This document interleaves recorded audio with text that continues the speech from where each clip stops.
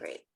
Good morning, everyone, and welcome to Living a Creative Life, which is a program of the Creative Alliance Project, which we'll talk more about at the end, so that you'll be able to see many of the other programs that are coming up, which you can always see at creativeallianceproject.org. And I'll remind you again at the end. A few more people coming in.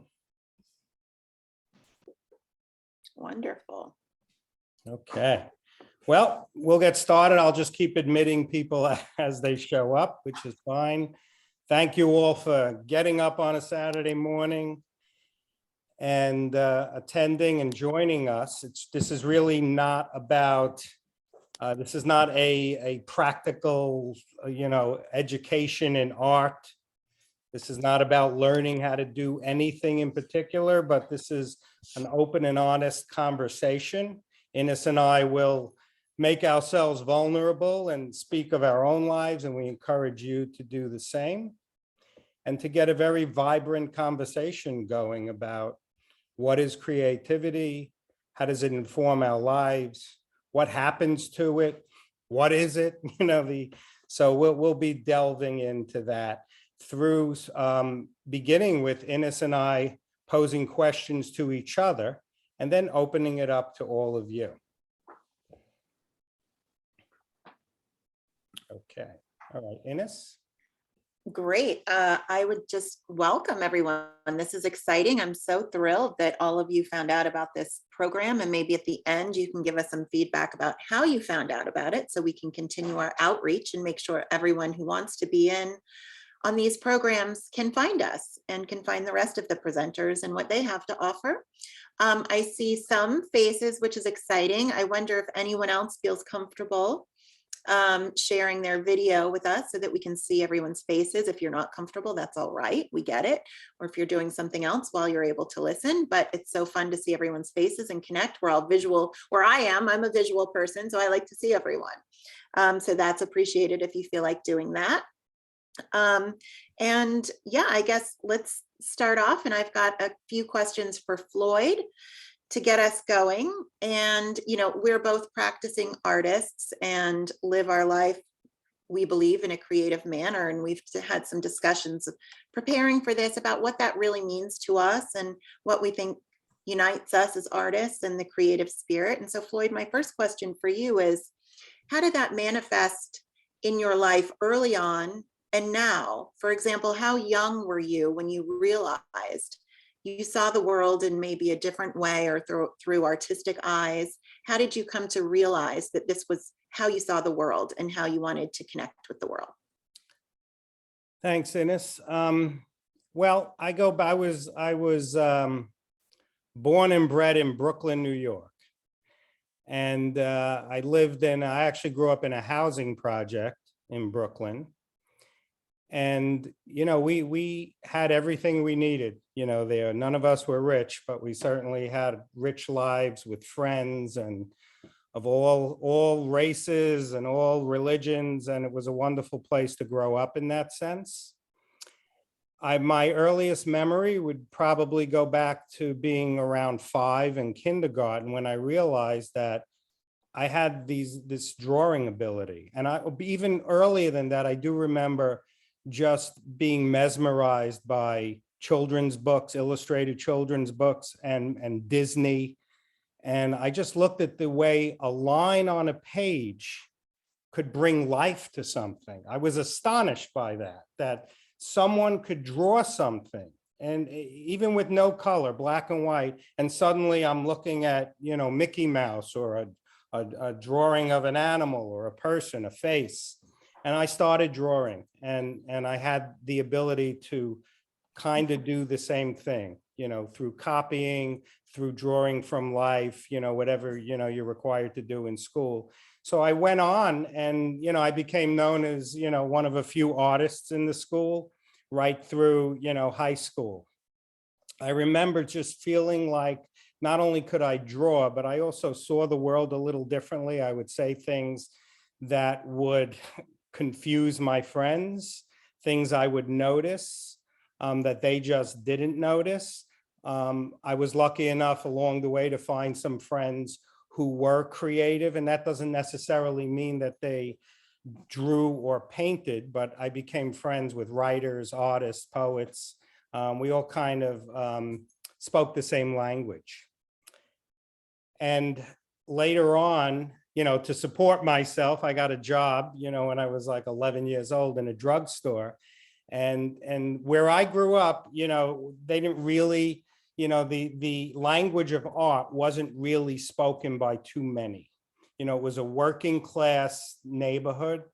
And the greatest compliment anyone could give me is when they would say, wow, Floyd, that painting looks like a photo, which made me cringe because I always felt like that wasn't my goal. But even though I was able to paint realistically, I was able to draw realistically, perhaps part of that was a hindrance in my wanting to accommodate and impress people at that time. But I'll talk more about that later. So while everyone thought I was going to be a pharmacist, I knew, because that seemed like the straight and narrow path, a way of making a good living, I knew in my heart that I would pursue something creative. So I kind of just, nodded when people would say that and just kind of moved on.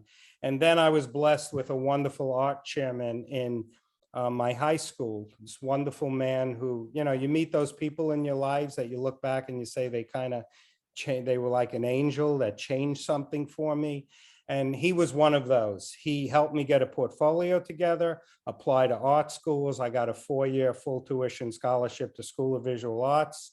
And I was on my way. So I'll talk more about that later. But I hope that answered the question, Inness. That did. That's great. I know, something that you said resonated with me. I also knew very early in life, probably 2 or 3 years old, I remember. And I was born in Charleston and we lived there until I was 4, almost 5. And I remember sitting out on the porch, just wanting to do nothing but color. Just crayons were my entire life, and every single color of crayons. And I could just sit out there for hours. And it was just never a question. It was like, this is what I'm going to do for the rest of my life. And I remember very strongly thinking that. And years later, I moved back to Charleston and I was walking down the street. I rented a house that was not that far from the house I was born into. And a neighbor who knew me from when we were tiny came up to me and said, you must be so-and-so's daughter. And I remember you. And oh my gosh, I just remember all you used to do was sit out on that porch and color all day long. What are you doing now? And I was 21 at the time. And I said, well, literally I sit outside and I color all day long. Like I still do that. I ended up going to college at the University of Southern California for fine arts, and then some other schools after that for graduate. And so it resonated with me that, wow, this is a person who hasn't seen me in 20 years. And I'm, my motivation, my inspiration is still exactly the same. And it actually just has not even waned now 35 years later from that point. So it's interesting. We kind of realize that we're seeing the world. What's important to us is there from so very early on. And I draw upon that inspiration myself now. And I think, how can I get back to that place, that level of pure inspiration to keep me going? That's really, I came into the world with everything I already needed. I already had it at that age. And it's just kind of my job to remember that. So that's a good understanding, Floyd, of sort of this, what unites us as artists, as creative spirits. It seems to be a unique way of looking at the world, usually from an early time in our lives. Some people realize it later, and that's great too.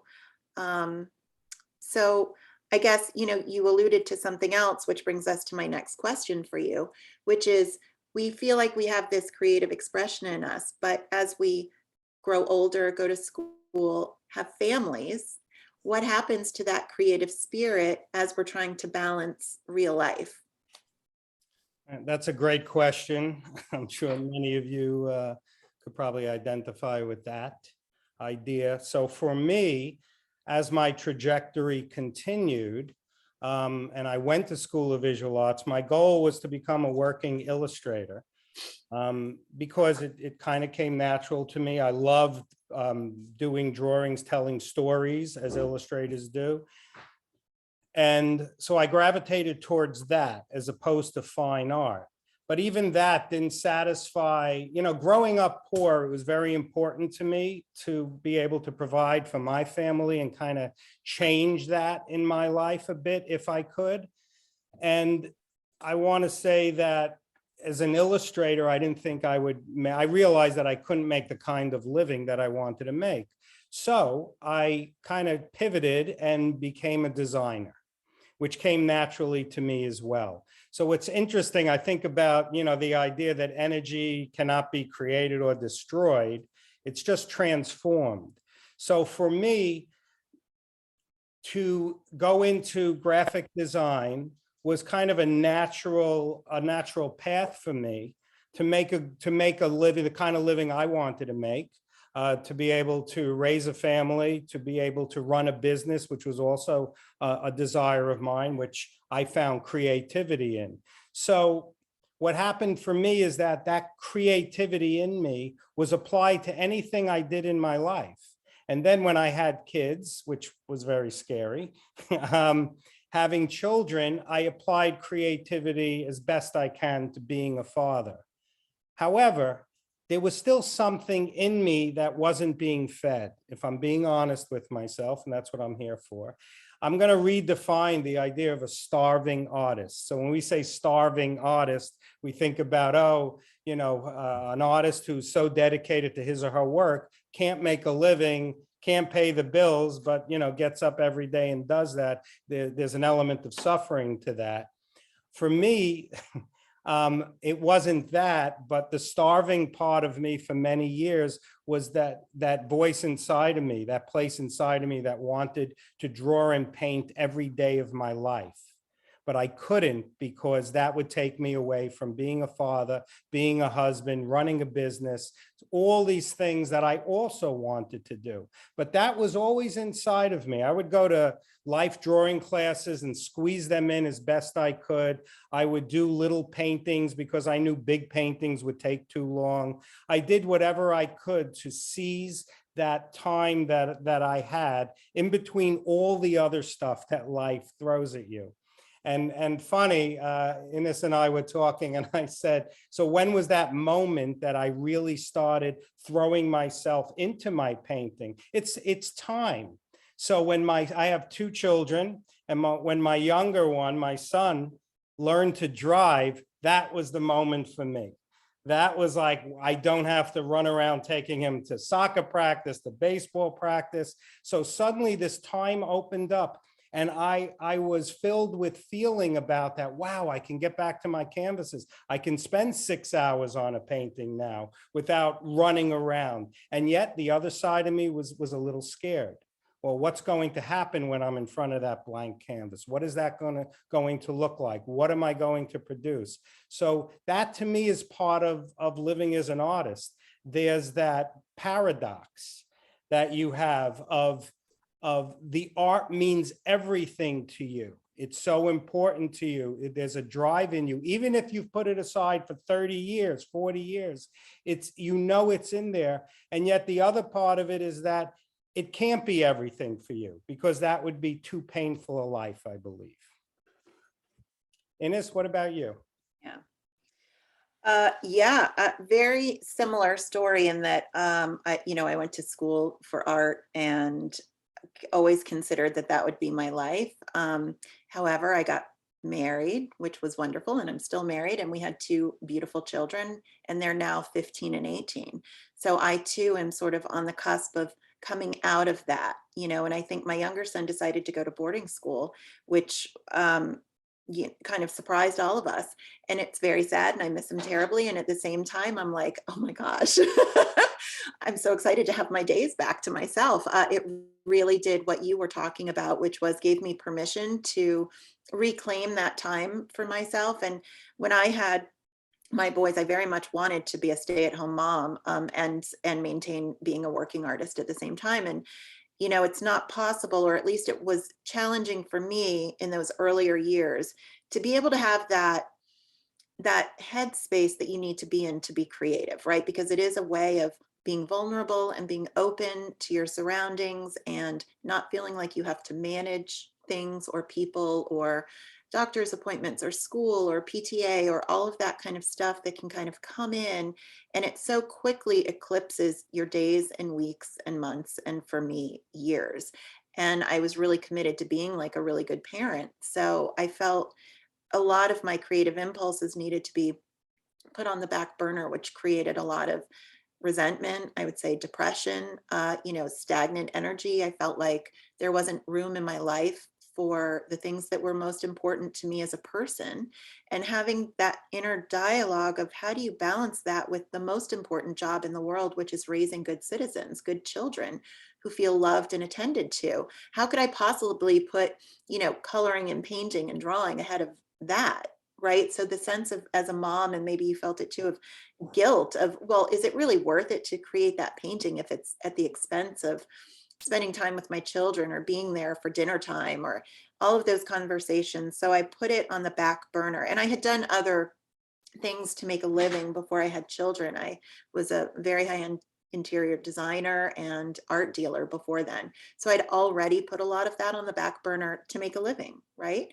Um, so there were lots of years there where I poured it into my parenting. You can ask my children when they're in therapy later if that was a good decision for them. I think they felt like too much of my attention was maybe put on them, but on and off, I homeschooled, especially my older one, and I used the Waldorf kind of approach because I felt like the creative life of children especially was so important. It was so informative for me being creative in my early years that I felt like that was really important to offer them.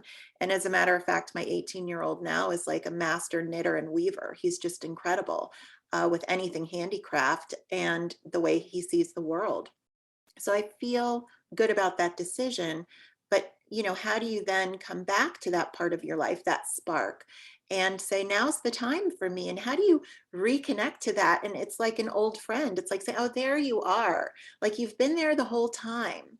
And, maybe I was cooking or listening to music or doing other things that allowed me to connect with that spirit. But now I can put it back out into the world in a really exciting way and take that leap of faith. It's really pretty exhilarating. And I think a lot of, moms, because I talk to a lot of women, but dads too. My husband's a musician. You can see his piano and his guitars behind me. He goes through the same thing. And we have to remind each other, like, this weekend, let's really go into our art forms. Let's live into that space. And it's scary when you're holding together this like outside life together, right? Like making a living and your mortgage payments and your social life and whatever.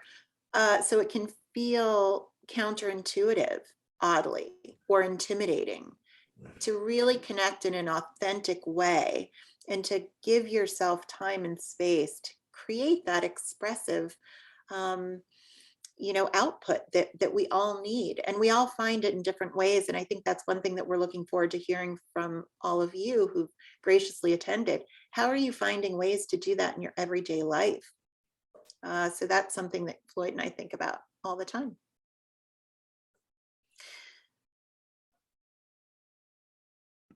Okay. So I think in this, we were going to talk about judgment and the inner critic. And, first thing, I like to say, and when I speak to other artists and other creatives, is that we're not alone, no matter how successful someone might be on some level of selling their work, or, there's always this inner critic. And, not to get all, psychological, but we all have different reasons, I believe, for that harsh voice in us. And that's for our own, personal exploration. But the way that I have found that it enters, I look back at my own trauma in my life. I was a foster child for a while. And, that brought up some trauma for me. And then I came back home to a very harsh stepmother. And I realized that just those were my circumstances. And I know that harsh voice getting into my head as a child remains there. So how do I quiet that voice down when it comes time for me to stand in front of a canvas and paint, to draw, Well, I look at, well, what inspires me. And in terms of inspiration, I love to quote Chuck Close, who said, inspiration is for amateurs. The rest of us get to work. We can all interpret that a little differently, I guess, but for me, it's about doing the work. If you wait for inspiration, that's a wonderful excuse to never do anything. If you're a perfectionist and you think you're going to somehow achieve some perfection, whatever that is, you'll just never do the work. So for me, what Chuck Close is saying is get to work, do it, squeeze it in. It's never too late. That's an important message that I tell myself and I tell others. I don't care how old you are, how many years you have left on this planet. It doesn't matter. As Inness talked about, having that calling in you is always there. It never leaves. You know it. Someone else can't tell that to you. You know it. You feel it inside of yourself. How do you feel it if you're not drawing or not painting or not writing or not, creating music? Well, you feel it when you stand in front of artwork, or when you're at some kind of concert and you're listening to something or you're reading. The fact that you recognize creativity, art, that tells you, and it tells me, I felt that myself, it's in me. So if I'm standing in front of a Van Gogh or a Pollock or any type of art, if it moves me, I know that it's in me. I get it. I understand it. It's a dialogue that we're having. So not to be hard on myself and say, oh, I wish I were painting more. I wish I were drawing more. That's a harsh voice. But when the time comes, accept that now my time has come and I'm going to get in front of a canvas. And a big turning point for me, Inness and I were talking about this, influences. We're all influenced by something or someone. It is not, great artists talk about other artists, just like the Impressionists would sneak a peek at what the others are doing to see, oh, wow, maybe I could do that. So the idea of how do you get inspired? What are you creating? What is inside of you? The only way you find that out is by doing it. It's not about, thinking about it. You do it. The one thing that's, as I said before, the one thing that kept me going throughout the years where I wasn't painting as much as I wanted to is I would draw all the time. I am inspired. I'm an urban, as I said, Brooklyn kid, and I've always been inspired by people, by the city, by every type of person that New York City has to offer. And everything, all the visual excitement of New York City. I love it. That's what I love. And my wife would always say, oh, I'd love for you to paint landscapes. And I love that. Well, I like that too. But when I see urban scenes, that really excites me. And it may sound funny to say, if you looked at my recent work, I'm painting large flowers, but that's a different thing. So, there's not just one way to paint or one subject to paint. It's what inspires you. And the only way to get to that is to do the work. If you don't like, and this worked for me, if if you treat your work precious, then that's too much pressure to put on yourselves. If you do a drawing and you don't like it, tear it up and throw it out. That's all. I do that all the time when I do life drawing. And then I look at some of them and I say, holy cow, where did that come from? All right, I'll save that one. If you're painting and you don't like it, paint over it. Use a roller and put down some paint and then paint over it.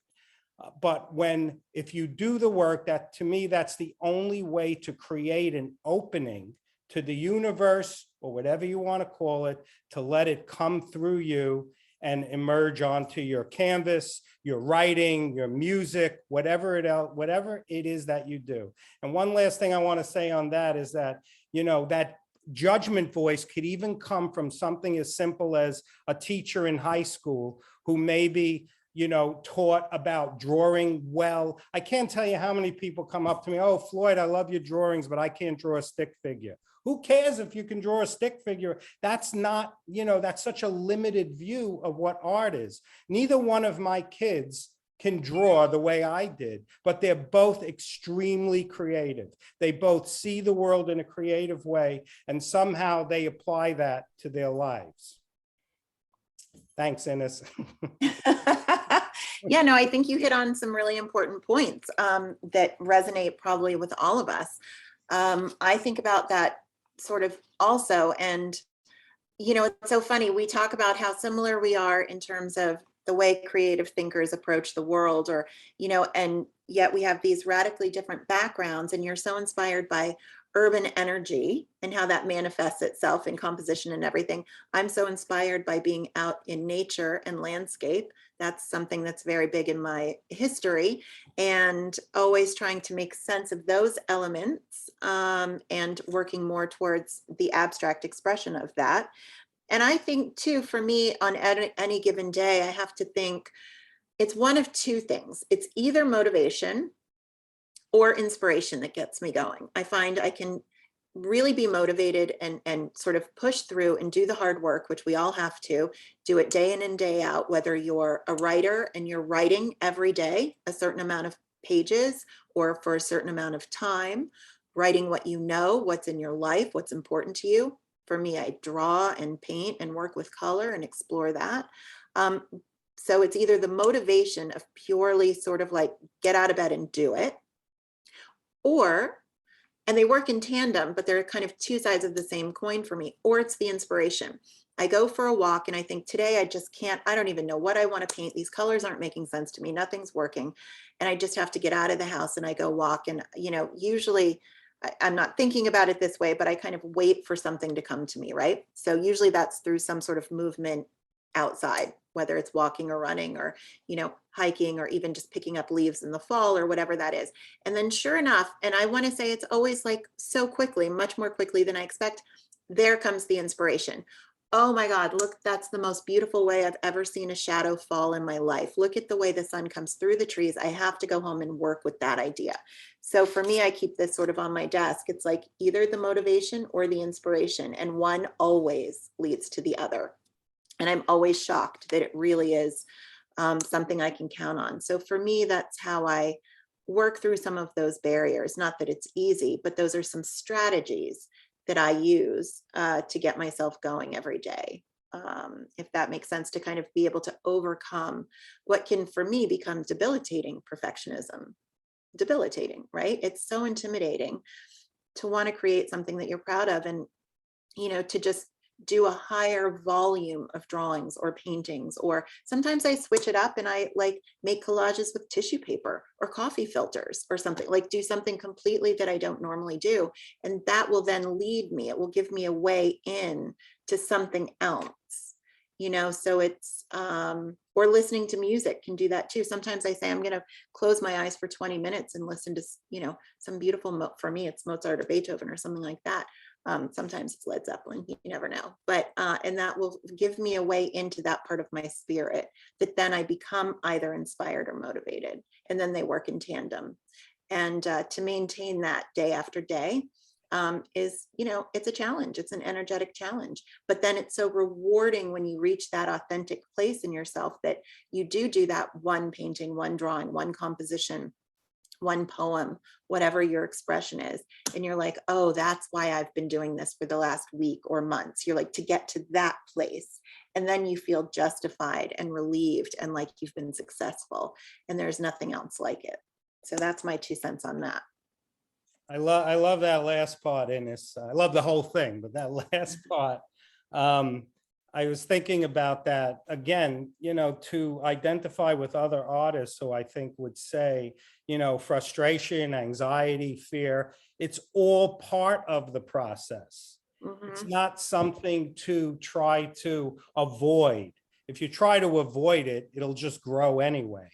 It's Right. part of the process. So what you just said, Inness, is I love it, because there are those moments. Why do it at all if it's just going to cause pain? Because there are those moments where something works through you and you look at something that you did, and that's the bright moment. So it's really about, I think, being a creative soul in whatever you do. It's about how do you manage that time in between those bright moments? Right. How do you stay devoted to this? How do you stay in it? And that's what, I plan on, working on that the rest of my life. It's just part of the whole thing. Well, and I think too, that that's what we're doing today with everyone that showed up. It's creating that community. And you said it right in the beginning, we're not alone. It feels like such a solo journey. And in so many ways it really is. But I think if we have a community out there that we turn to, and can draw strength from, maybe today is not my day for making a great drawing, but you just did something amazing. And I'm like, oh, right, that does happen. You know, we buoy one another up. You're not alone in this struggle to create a language through which we can communicate with one another, which is what we're talking about. I believe that's the purpose of art, right? Ultimately, to communicate with a spirit within ourselves, or depending on what you believe, and with one another. It's a language. You know, you can't communicate an emotion any better than through music, right? Or through looking at art, or they're just things that words can't provide. They're things that images can't provide. We need a nice, diverse diet of ways that we communicate with one another and with our own spirit. And I think that's the value of humanity, right? So that's what we're looking to do through. I think it's a huge responsibility, in other words, to be an artist. And I have to remind myself not to think of that when I'm actually making my art, right? Because that can then be paralyzing. But in fact, what we're doing is a higher calling to communicate with one another, and through images, music, words, whatever, dance, say to one another that we're here together. I do it with historical figures as well, past painters, past composers. They make me feel less alone in the heavy calling that I feel to do what I do. And that keeps me going. And I think that we can do it with others in our lifetime. And that's what we're doing this morning too. Great. And I want to open it up to questions. One other thing about myself, and that I failed to mention about inspiration, you know, for me, the whole Black Lives Matter movement was very close to my heart growing up where I did, and seeing those struggles close up. And what I did was I started, because I love doing portraits anyway, I started doing portraits of the victims, and that helped me. Drawing it, looking at their faces, bringing it to life with pen and ink, was just felt healing for me. So there is a place for art, not just about, you know, to define, this is too big a topic, but the idea of defining what is art, what is beauty, what, you know, that's a huge discussion, or maybe no discussion at all, because it doesn't really matter, right? It doesn't matter.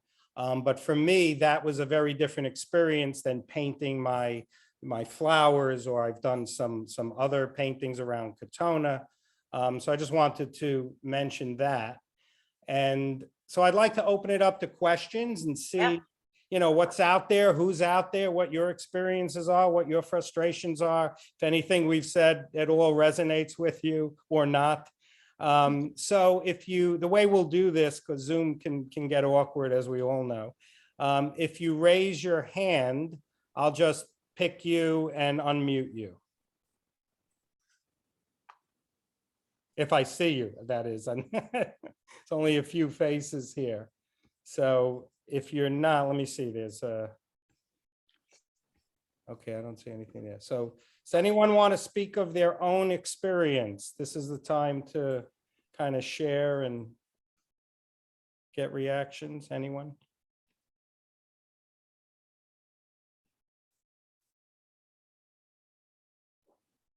Because we are curious who showed up and why. Okay, Mindy. Let's see. Yeah, you can unmute. Okay, can you hear me okay? Yes. Okay, first I just want to say, hey, everybody, thanks for being here. I do have a definite experience based on a question someone had asked about, what do you do when negative emotions get in the way? And I think for me, it's like, I don't really think that way. I think that often negative emotions are what make me want to go and start something, because I don't see them as a barrier. It's like, I don't want to be afraid. because everything, as we all know, is very fluid. You go through one thing, and if we get afraid of actually a negative emotion, then it becomes something that makes us stuck.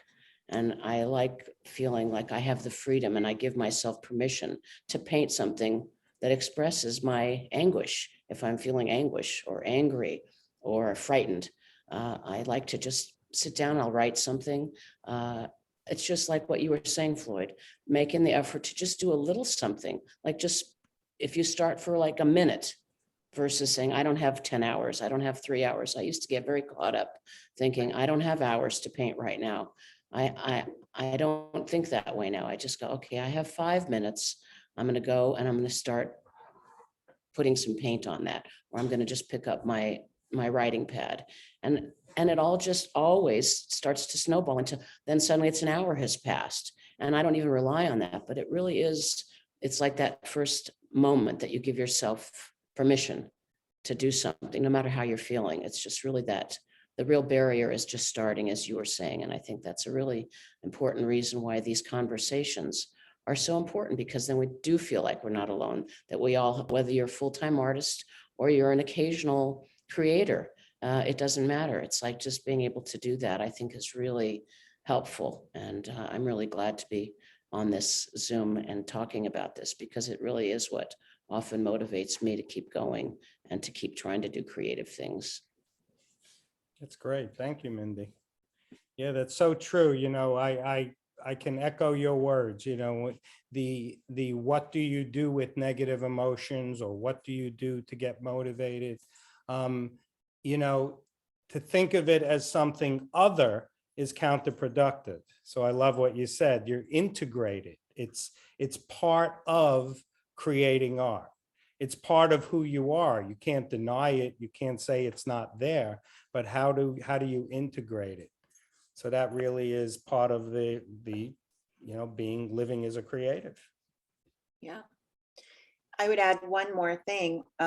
You know, I have to do all kinds of like psychological tricks for myself, right? I have strategies. And one of them is, Mindy, I think you and Floyd are talking about negative emotions, or sort of big emotions maybe, or, you know, that may not always feel great. I would say something I struggle with is that inner critic or the perfectionism, and which is different, but my strategy for that is I literally have to say, you know what? I'm going to give myself permission. And this is discipline. This is where discipline, which I'm not great at, comes in. I'm going to put that on the shelf outside the studio. I'm going to it's going to be waiting for me there when I come back out. It's always going to be there. But let me just give myself permission to put it on the side and not bring it in with me just for today, just for like the first 5 minutes, you know, and sort of divorce myself from that, tease it apart and say, I don't have to live in that space while I'm trying to create. And by the way, if I create something today that's like really not great, who cares? Like, that's fine too. And just get started. And then Mindy, like you're saying, then it snowballs. And often I'll start, you know, like even if I'm sitting at my desk and I'm like scribbling just to get started on like a Post-it or on the back of an envelope. Well, you know, that's the best drawing you'll do all day, because you're not self-conscious about it, right? You're like, this is the one where I'm just going to mess around. My best paintings, my best watercolor. So I work in watercolor a lot, always on the back of an envelope, right? Like, oh, or on the back of, I had some cardboard last Christmas and I created this whole series. It turns out it's like the best watercolors I've ever done, because I wasn't worried, because I was like, oh, it's on cardboard. Who cares? I'm never going to sell it. I'm never going to show it to anyone. Well, lo and behold, that's the best ones, right? So it's kind of giving yourself permission to have not everything needs to be good or precious, or, you know that you have the power in you to set those negative thought patterns aside. It's discipline and it's hard work. I'm not saying it's easy. It's something that I work on every day, to say that doesn't need to be the conversation in your head. What if, you know, what's the difference? I always look at professional athletes. What's the difference between them and me? They do a lot of psychological work on self-belief. And usually if you hear, I play tennis, so I listen to tennis players, it's the player that believes they can win that wins the tournament. And for me, winning means getting into the studio each day, but it's the power of belief in yourself, the commitment that, you know what, this is worth it to make. It's worth it to believe in myself. Whatever the end product is, doesn't matter. And that's, for me, helpful in getting over some of those humps, the challenges. Does anyone else have any other strategies we can learn from you? You know, sort of strategies to get through, or how you maintain your motivation?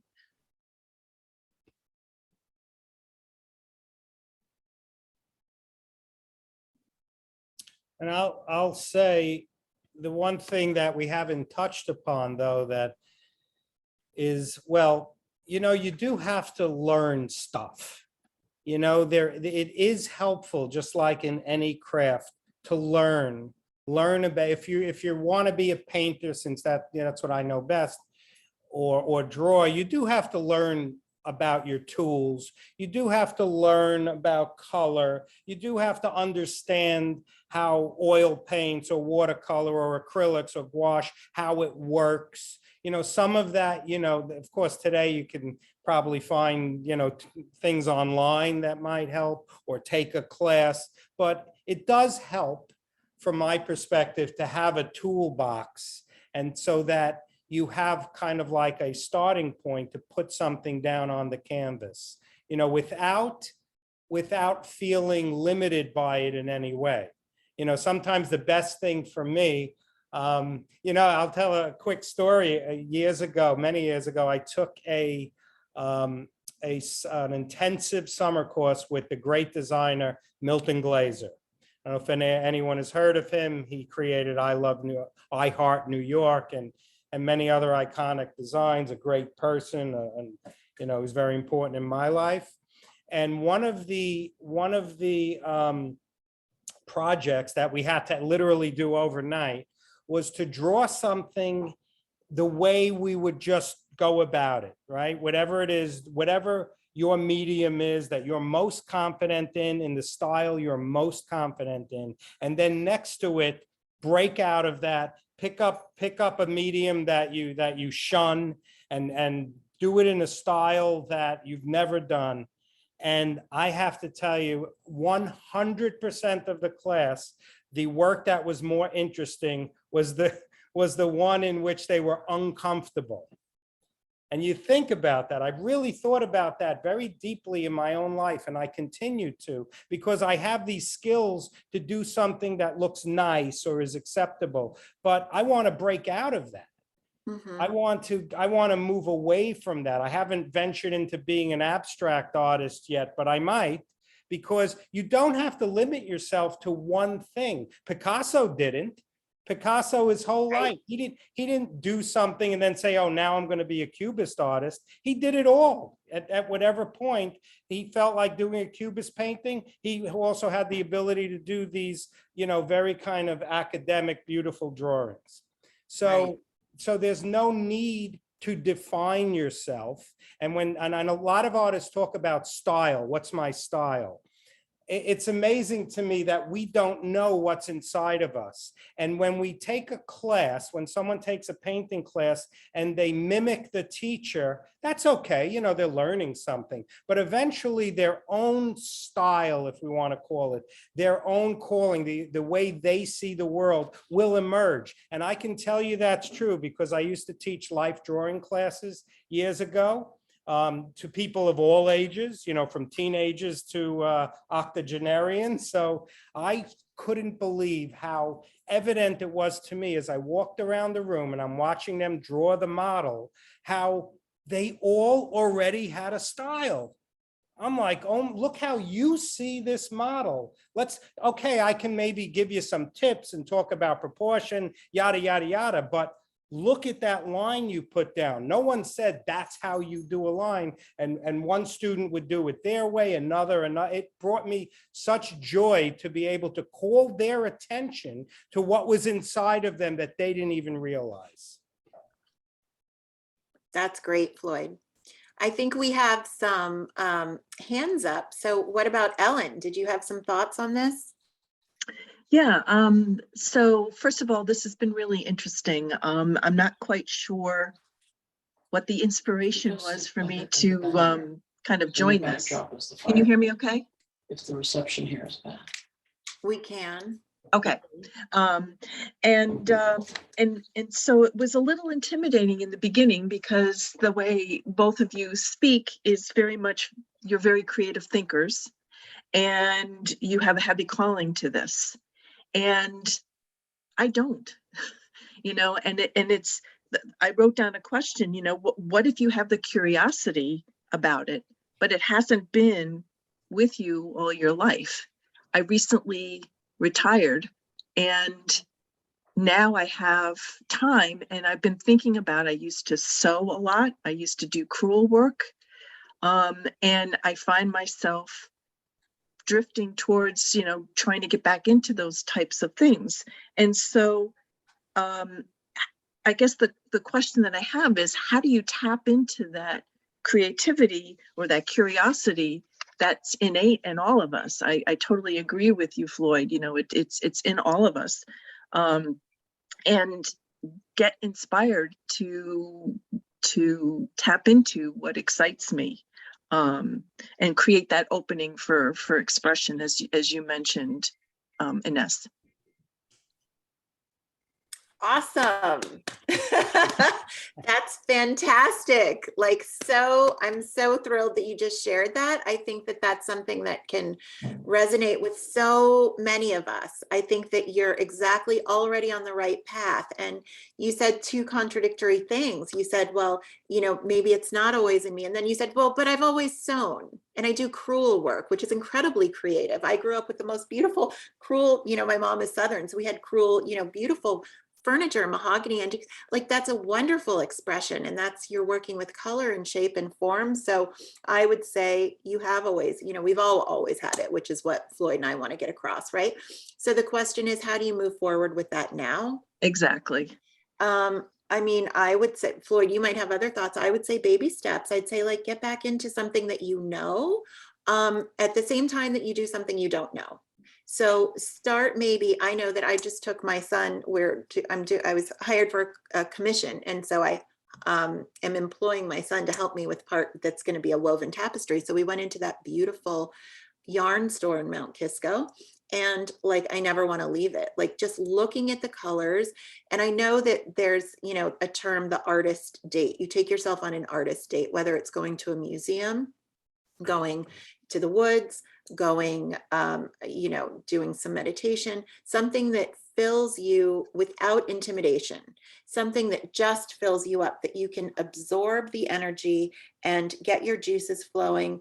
For me, sometimes it's going to a museum and looking at what others have done. And like Floyd was saying earlier, I resonate with the way so-and-so rendered that or expressed themselves using that kind of paint application. That's so exciting. I might not do that exactly, but it gets me excited. If they can do it, I can do it. And so I would say start in some non-intimidating way that's really inspirational to you. Sometimes movies, ironically, are super inspiring for me. Or I took a bunch of screenshots the other day of the Gucci fashion show. And it was really interesting up on my big computer. And I took a bunch of screenshots because the colors were like amazing. And I wanted to remember that. And those kinds of little ways in can inspire me to then go explore. But I would say, talk to yourself and see, is there anything that you're really, do you want to create something two-dimensional or something functional? Do you want to, if you've sewn before, do you want to try knitting? Or do you want to, that kind of sort of baby steps into a new expression for yourself? Does that sound like that might be helpful? Totally. Yeah. Totally. Yeah, exactly. Yeah, that's exactly it. And I like the idea of the artist date. Yeah. That's a great suggestion. Where's that yarn store in Mount Kisco? So it's so cool. Do you know where the Greek restaurant is on the corner of Yes. Lefteros? So if you Yes. go behind there, up into the parking lot, and it's right there. Got it. Okay. It's beautiful. Super. Thank you. Yeah. And the only thing I'd add is again, I speak to myself when I say this to you. I love what you said, Ellen, and Inness, you got it. That was great. But I always say, be kind to yourself. Don't put pressure on yourself that you have to create something. I find that, the best creative experience is actually private. Because when the voice enters your head that, oh, someone else is going to look at this and I'm already thinking about what their reaction is, that's a killer. That's a killer. So when you do these things, in whatever steps you take, just be kind, don't be harsh and worry about what other people will think. Now, Mhm. if that comes into your head, what are you going to do, right? You may start to think that way. So it's kind of this balancing act of just trying to be aware of the harsh voice and try to quiet it down. Put that harsh voice in the passenger seat, not the driver's seat. Yeah, that's a great suggestion. Thanks, Floyd. Melissa, what about you? What's going on with you? Hey, thank you. Well, Floyd he already addressed the question that I was going to ask just now, because I'm thinking about the spectrum of things that I create. So on the far end, where I know I have no desire to show it to anyone else necessarily. I mean, I know that I'm totally just creating this for me, that, I have a canvas and I'm making a multimedia project, right? But I'm totally clear that that's just for me. And then coming along towards the middle of the spectrum a little bit, I'm doing some creative writing.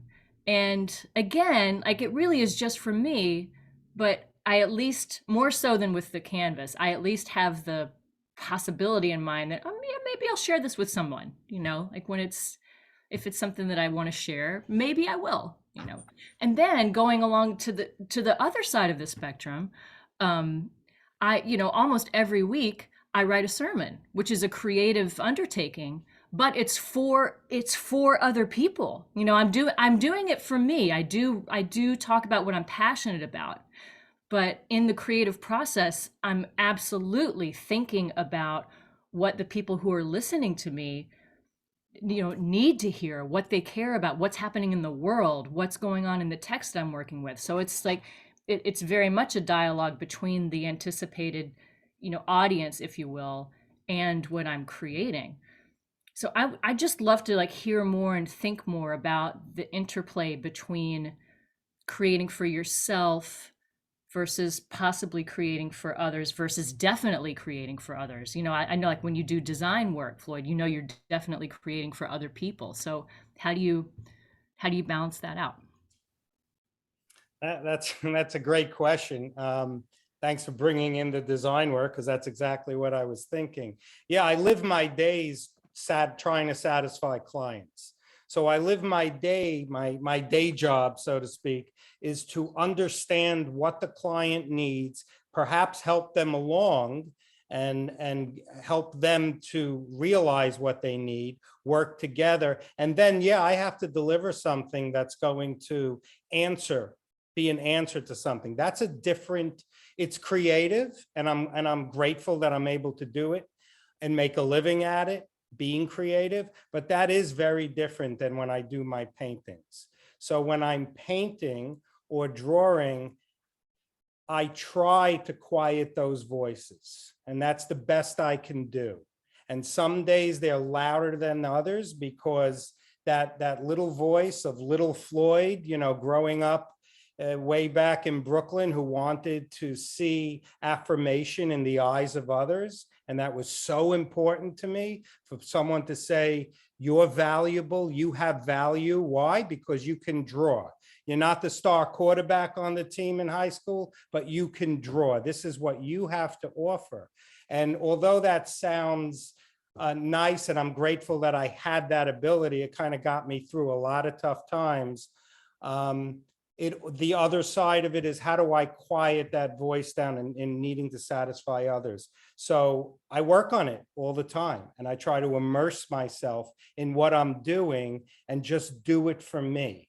And then, you know what, Melissa, the joy, I'm going to kind of flip that coin on you. The joy when I do present my work at a show or something, and someone comes up to me and tells me something about my art that wasn't even in my conscious intention. Maybe it was unconscious, but in my conscious intention, that wasn't it. And they're bringing something up, and I feel like hugging and kissing them. It's like, that's it. You and I had a dialogue. You had a dialogue with my art. You're teaching me something about my art and myself, and I love that. So, you know, I'm not someone who likes, when you go to the museum, you know, you put the headphones on to be told what the art is all about. My whole life, I never liked doing that, because I always just wanted to experience it. I know there's a place for that, but for me, I always wanted to just experience the art and not be told what I'm supposed to be seeing. I would add one, if I might, I would add one thing that I think is really, truly inspiring to me about what you said, which is, you know, I would say your sermons are going to be so much more revelatory and insightful because you've done the work beforehand, creating some sort of expression, your painting, your mixed media, that's just for you. So in other words, I don't think that your sermons would probably have the depth that I'm assuming that they do, or you know, the inspiration behind them that you communicate so well from wherever you're doing it, the pulpit or wherever you're delivering this sermon from, right? I think what informs that for you is the creative work that you're doing for yourself. And I think that, I mean, I would go out on a limb. My father is an Episcopalian priest, so I grew up with somebody writing sermons every single week of my life, right? And he's still a writer. I would say that that is what feeds you, and your spiritual side is what allows you to be creative in so many other ways. And I think it's important. You hit upon something really important for all of us, which is some of it really is just for us, right? And some of it is for public facing. And I think there's two sides to that coin, which is that's important to understand which fills which need. So I have to be very careful. The things that are really deeply personal to me, that I really don't put those things out there. They allow me to get to other bodies of work that I am proud to put out there. And oftentimes when people come into my studio for a studio visit, they always respond to the things that are the most personal, right? And I'm like, no, that's not actually for you. That I just did for me, you know, and they're like, but that's the one I want, you know, so it resonates in a different way with different people. And all of that journey gives us the information that we need to go forward with the next level of expression, which I think I'm hearing is what you're doing with your sermons. And you're kind of working through all of that for yourself in order to deliver inspiration to others. And I think that's a really important capacity in society. I really believe that because you're offering, that is a creative offering. It's another way, it's another lens through which you're offering people to examine their own lives, which I think is what spirituality is, or at least it was for me growing up, and it still is. It's a very important component. And no matter what language you use or what words you use, or, you know, what you call your divinity or your spirit inside or the spirit outside, you know, all of that kind of comes through, you're the conduit. And so what you're doing prior to writing your sermon is feeding that in yourself so that then you offer it to those that come to you. And I think that that's a really important, I just made my own skin tingle. I think that's like such an important capacity that you're filling. So it all is integrated and integral and important and valued, whatever part is public and whatever part is private. Thank you both. Wow. Thank you. So we're coming to the And end. now I need to hunt you down and come listen to your sermons. Yeah, it's all about the creative life. It's not one creative thing that we do. And then, you know, everything you do, you bring some creativity to. So we're coming to the end. And so I wanted to say, you know, so for the question, so when can you start pursuing your most creative and passionate life? And the answer is whenever you want. And that's paraphrased. I just love the simplicity of that paraphrase from Elizabeth Gilbert in Big Magic, which is a great book. And I also want to say, I want to thank the Creative Alliance Project and Mindy Yanish, who started this wonderful organization, bringing you programs like this Living a Creative Life. And there are many more. If you go to creativeallianceproject.org, under events, you will see the long list of future presentations like this from actors, writers, and other creatives. So it's kind of exciting for all of us to be able to share this with you. And in the future, many of them will be live in person, not just on Zoom. So thank you. Thank you all for coming. Inness, do you have anything else? Oh, I'm just so honored that all of you showed up on a Saturday morning. What a better way to kick off the weekend. Let's go get creative. Yes. Thanks, everyone. Thank you, so everyone. much. It was wonderful. Thank you so much. Thank you. Thank you. Fantastic. Great. Bye. Good. Thank you, everybody.